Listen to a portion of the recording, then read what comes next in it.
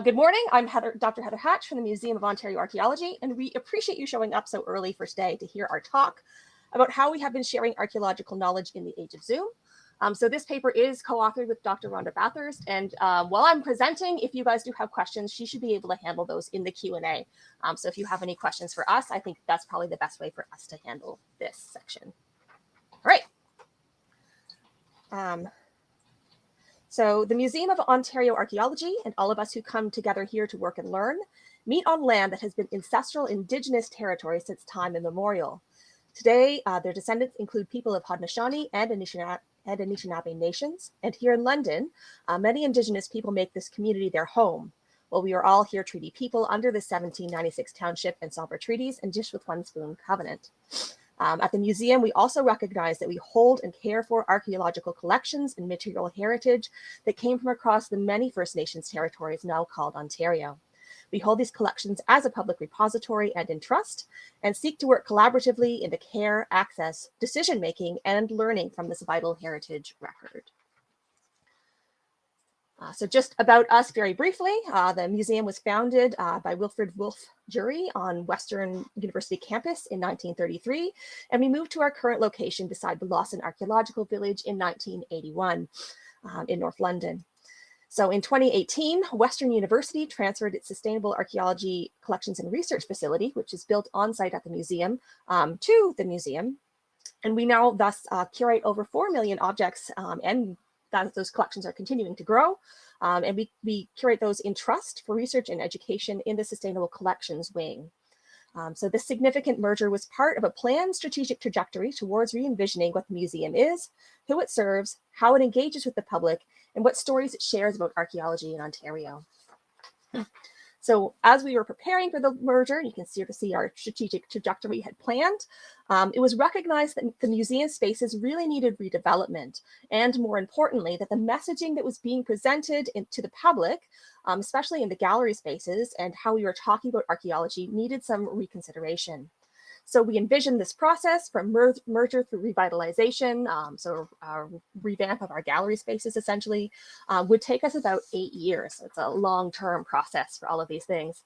By 2019, we had gone through the process of visioning and business planning for the merger and had developed a new strategic plan, which you can see some of the elements up here, our new vision and mission statements.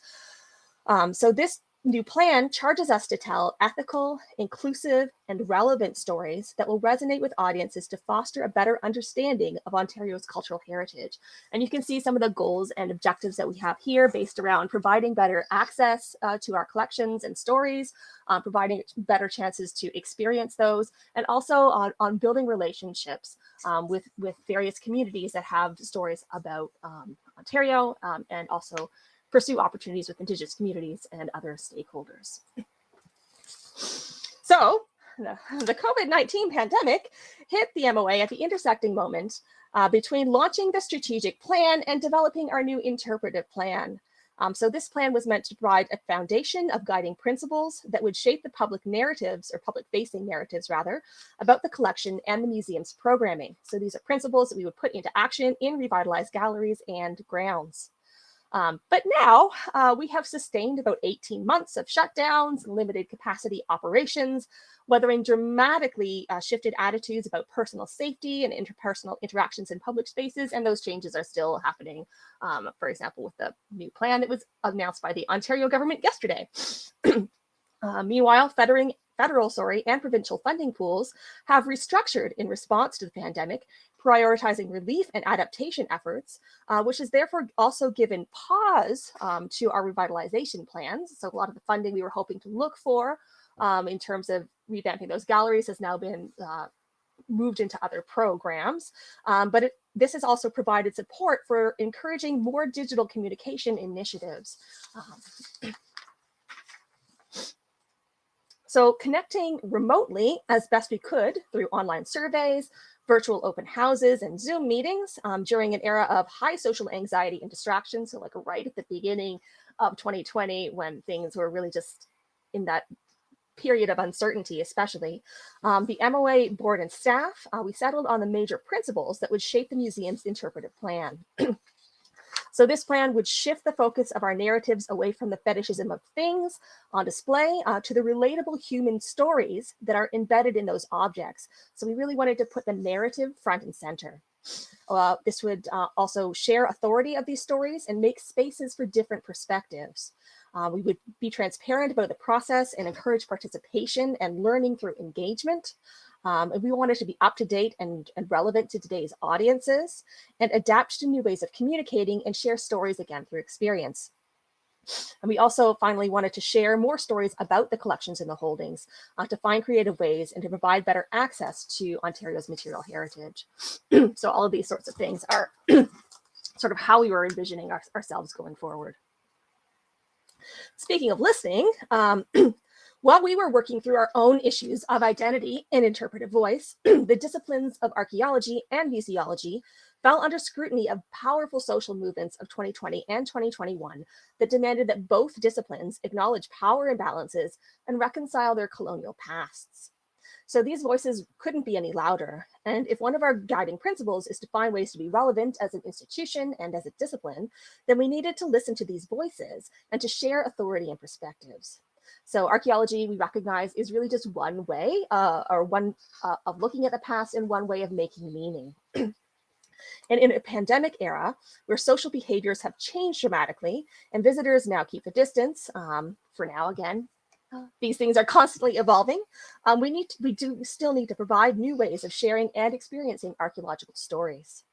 And so the following is just some of the ways that we have been sharing archaeological stories. So really, for people who are here who are members of the archaeological community, these are your stories at the Museum of Ontario Archaeology.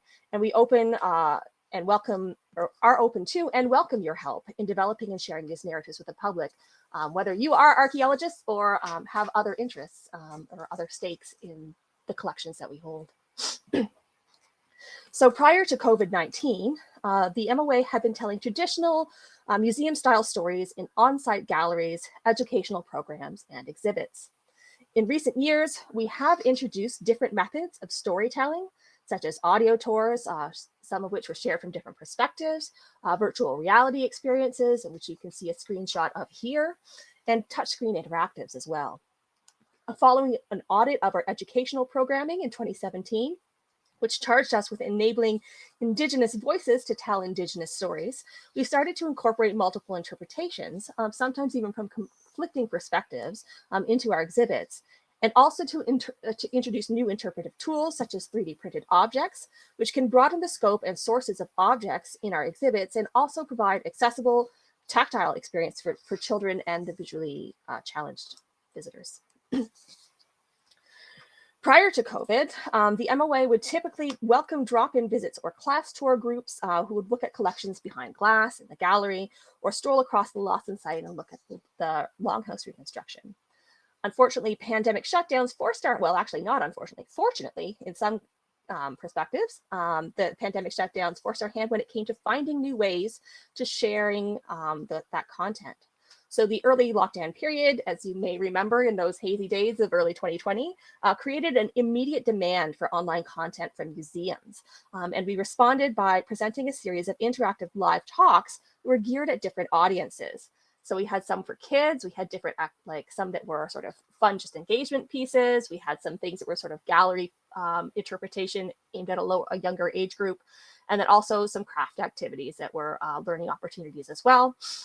We also had talks for the more for the general public, which focused on different collections and sites. We also did some behind the scenes talks as well to sort of help start to sort of demystify the kind of work that we're doing at the museum and what some of our spaces look like. And then we also had talks that were geared more at the archaeological community, which you can see here. What is still our most popular talk on Facebook, which is an interview that was conducted by Neil Ferris with Ron Williamson and Bill Fox about Ontario archaeology and the origins of CRM, which is just missing off the title there.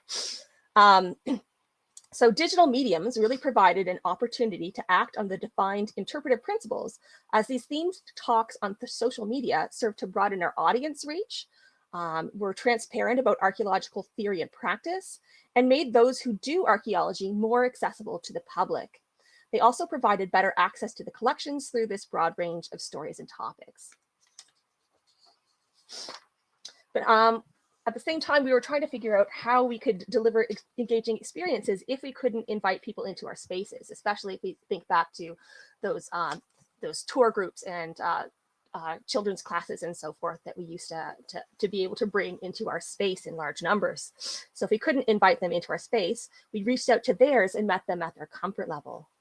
So we converted our summer camps into summer camp kits, for example, which were packaged activities that children could engage with at home and on their own time, which were augmented with live interactive instruction over Zoom and through YouTube and Facebook.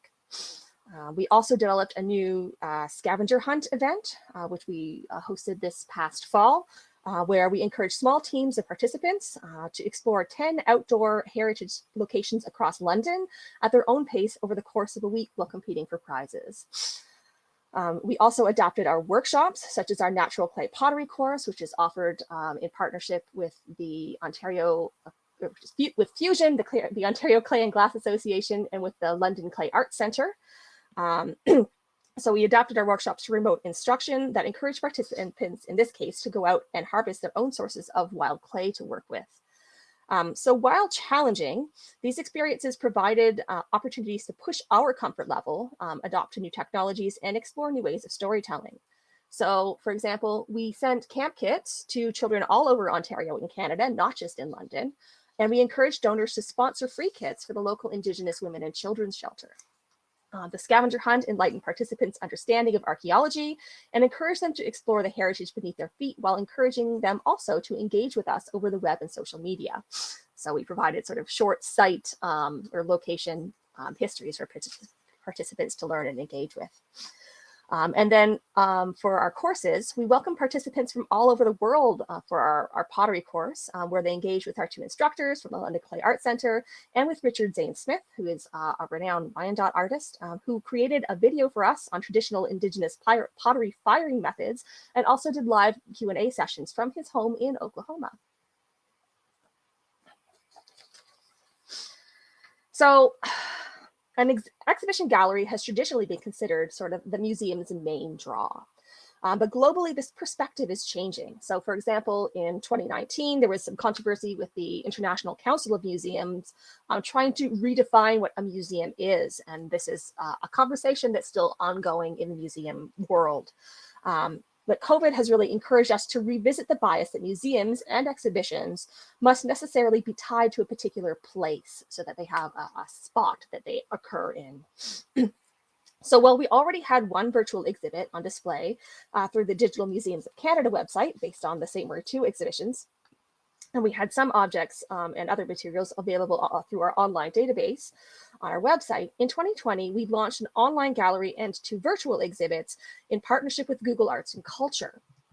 So Google's platform encourages visitors to like, to share images and explore connections between artifacts in the Museum of Ontario Archaeology's galleries and those from collections around the world. So the Who Cares About the Past exhibit, which was the one that was launched in just conveniently timed to be launched in March 2020, was designed as a complement to the feature gallery or feature exhibit that's in the feature gallery at the museum by the same name. And then our Lost in Sight exhibit, Lifeways in Landscape, was launched in March 2021. And this is meant to be a complement to the 500-year-old ancestral village that is on the museum grounds. So both of these experiences can be enjoyed on their own online or can augment experiences of visitors on site as they explore the feature gallery and grounds of the museum. We can also use these resources in some of our other online programming. And then to keep audiences engaged while we are are inaccessible and also enthusiastic about revisiting the museum, we launched a 360-degree online tour as part of Doors Open 2021. So this tour provides visitors with behind-the-scenes access to the Sustainable Collections Repository and Research Wing, which again is aimed at sort of demystifying those spaces that aren't typically accessible to visitors, even when the museum is open for regular operations. So you can see here we've got some different elements of some of our lab spaces with the micro CT scanner, sort of talking about some of those technologies that we have on site.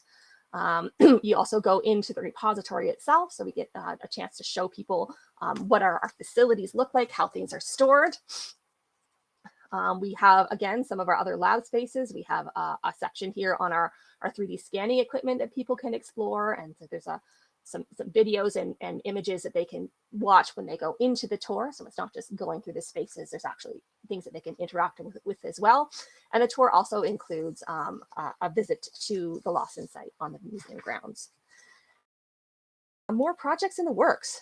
So in an effort to provide better access to collections through a remote and online portal, we will be implementing a new collections management system this winter. We've already begun the background process of that implementation of Argus by Lucidia.